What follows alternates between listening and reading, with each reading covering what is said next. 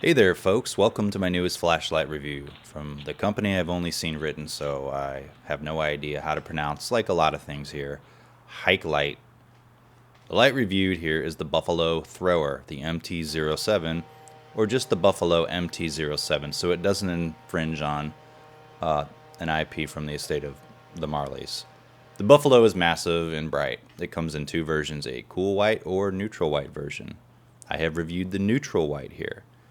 The MT07 is constructed out of aluminum, has a big orange peel reflector, a glass lens, uses a big Cree XHP70 emitter, and is operated off of two buttons. And guess what? It retails for under $100, which is, I guess, a relative bargain. But it's big, so let's go over the weight and some basic dimensions while we're at it. Ooh, you're like, dang, that's big. You know, if you don't cuss in your reviews anymore. It comes with a paracord lanyard sculpture, some instructions, and spare O-rings, in case you blow out your O-ring.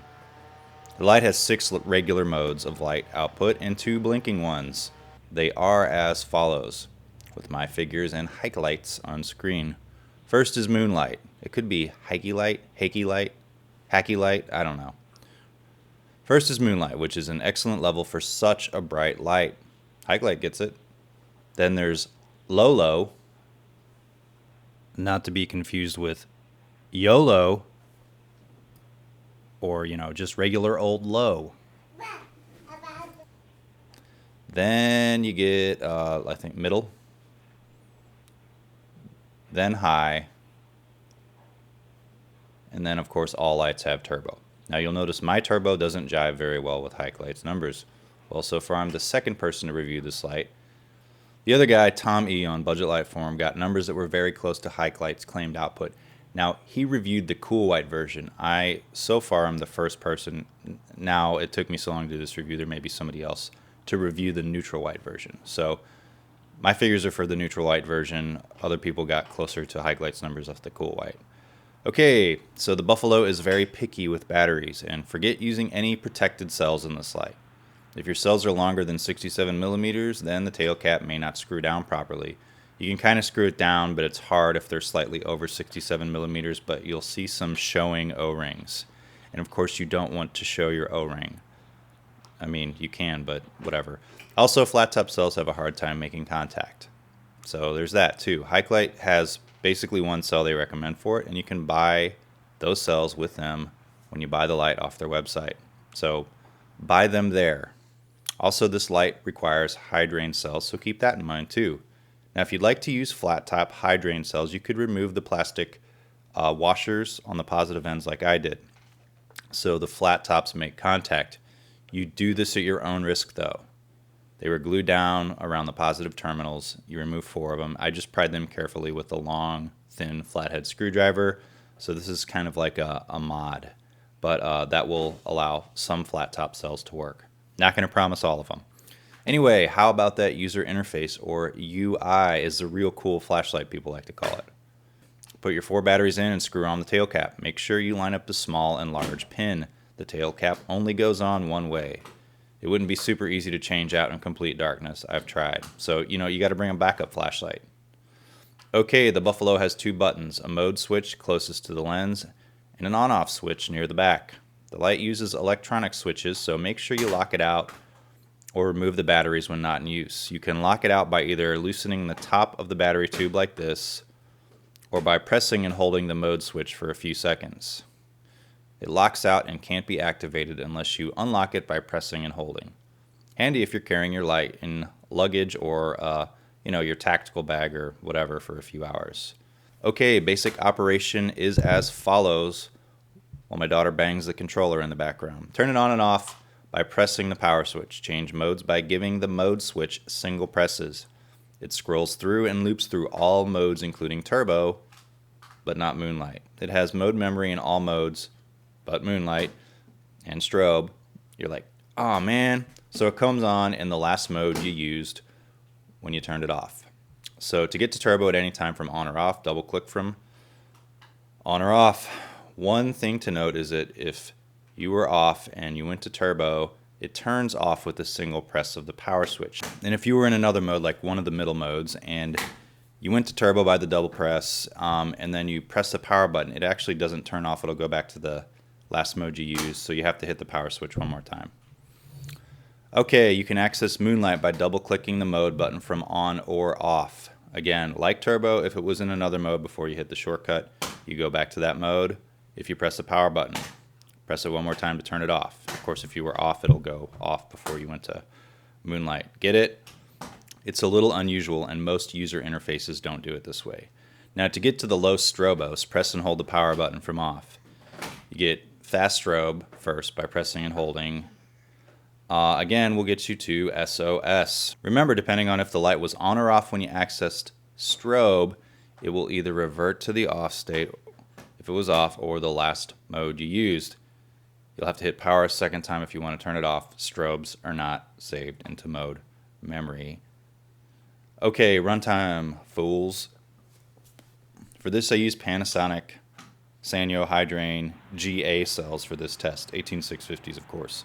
First is turbo. You get a drop after about 8 minutes. Then the cave cricket sneaks around for the next 5 hours as the light steadily drops in output because it's got nothing better to do. At 5 hours and 24 minutes, the light output drops to Moonlight, and the cricket is like, dude, time to recharge. Now, if you don't have crickets that talk to you to tell you to recharge your batteries, the blue LED under the button will tell you when to recharge. A solid blue means you have 50 to 100%. 2 blinks every 10 seconds means 9% to 50% juice left. And a red LED flashing twice every 10 seconds means less than 9% battery remaining and your life is a failure. The light has low voltage protection and will step down to Moonlight and run for hours like this. You should recharge the light when the red light starts and it drops to Moonlight, or well before then. I did several runtime tests and my ending voltage was always 2.8 to 2.9 volts for battery. That's a safe voltage. Anything below 2.5 volts is not considered safe. Just an FYI. Okay, now you get high. High sort of does the same thing as turbo. It does a steady drop in brightness over the length of the runtime as the batteries drop in their voltage. It runs a little bit longer than it does on turbo and drops down to low voltage Moonlight warning at about 5 hours and 36 minutes. Remember, charge your batteries then, since this light can not run protected batteries due to battery length restrictions like I mentioned earlier. Anyway, it does seem to have a reliable form of low voltage battery protection. Now, some people will say it doesn't matter, but I feel confident. Now medium. You get a nice long runtime on medium. Actually, all modes have pretty good runtimes, although, again, it's not continuous output. It does drop throughout the runtime. The brightness drop is even and steady over the length of the runtimes on all modes. You get 8 hours and 8 minutes before it drops down to low voltage Moonlight charge me mode. And for fun, because I really don't know what the word fun means, I decided to see how long it would run in Moonlight mode and if it shut off. Well, it won the contest, and I let it run for another 9 hours for a total of 17 hours of runtime, and it didn't shut off. Ending voltage per battery was 2.8 to 2.9 volts. Cool. Again, maybe I don't know what the word cool means. Beam shots. Now here are the lights I'll be comparing my Buffalo to. The Buffalo is a flashlight, not the animal. The Convoy L6, the Nitecore TM16 GT, the Noctagon Meteor, and the ultra throwy Ace Beam K70. These lights all range from about 2,700-ish lumens to a little over 7,000-ish lumens with varying amounts of throw. Let's call these the big guns. And you're like, I'd rather you not. First is the HaikeLite. Now, in a perfect world, mine would have put out the claimed 5,000 lumens. Again, other people had no issue and got that amount or close to it, but I can only review the light I'm given. A guy named Tommy, remember I brought it up before, over at Budget Light Forum, got 4,700 lumens and 150,000 candela with this cool white model. I got about half the candela and over 1,000 lumens less. Still, it's still pretty impressive though. It's throwy and it's close to the Convoy L6, at least, this particular light. Both have similar outputs and throw on turbo. Both are nice neutral tints and use the same style XHP70 emitter, although I think the tint's slightly different. The Buffalo, though, has a nicer Moonlight and range of modes. It's about $40 more than the Convoy. Both are, I would call, budget high lumen lights, because you really can't get a whole lot better than that. Now, let's see what the Nitecore TM16 looks like. TM16 GT looks like comparatively. It's a lot throwier of a light, and It's brighter too. Ideally, the Buffalo would be the between lumens and throw of the L6 and the Night Core, but it's not. So use your imagination, unless you don't have one. The Night Core is a more expensive light, just a bit more of the Buffalo. I hope this doesn't penetrate the trees. My neighbors behind me will probably want to shoot me, or maybe they already do, and my days are numbered. How about the Meteor, my biggest review ever, about 700,000 views. It's very floody, small, and bright, the tiniest light of the bunch. And you can actually find these occasionally for about $130 now if you look in the right place, which is a great value. Back to the Buffalo for a second, or a few. The Buffalo has no visible PWM on any of the modes, by the way, and I think that PlayStation controller is going to have some problems. Like all the lights in the beam shot section, they have no visible PWM. Finally, the Ace Beam K70. The least bright, but most throwy of all the lights. By the way, I have reviewed every single light in this beam shot section, so go back and watch them all just for fun. Remember, I don't know what fun means. Okay, let's move on. The Buffalo is a great all-around light. It even has a standard tripod mount, so you can point it at things while it's on a tripod, if that's your thing. It's waterproof to IPX8 standards, so it's submersible in shallow water and can withstand the elements. The anodizing is a matte finish, and it's made out of a heavy chunk of aluminum to help dissipate heat. It's a shame my turbo didn't match what others got out of this light, but maybe God hates me. Although it's functioned perfectly in every other way with no actual QC issues. I really can't say what went on. So this is my last flashlight review for the year, although I got plenty of nice stuff coming up if you're into that. This video also marks 2 million overall views on my channel and 8,000 subscribers. Remember, baby steps. Thanks to all my reviewers and subscribers. If you're not subscribed to my channel, please do. Follow me on Instagram. Leave a comment and give my video a thumbs up. Merry Christmas, Happy Holidays, and see you soon. This flashlight was provided by HaikeLite for review. Thanks for watching.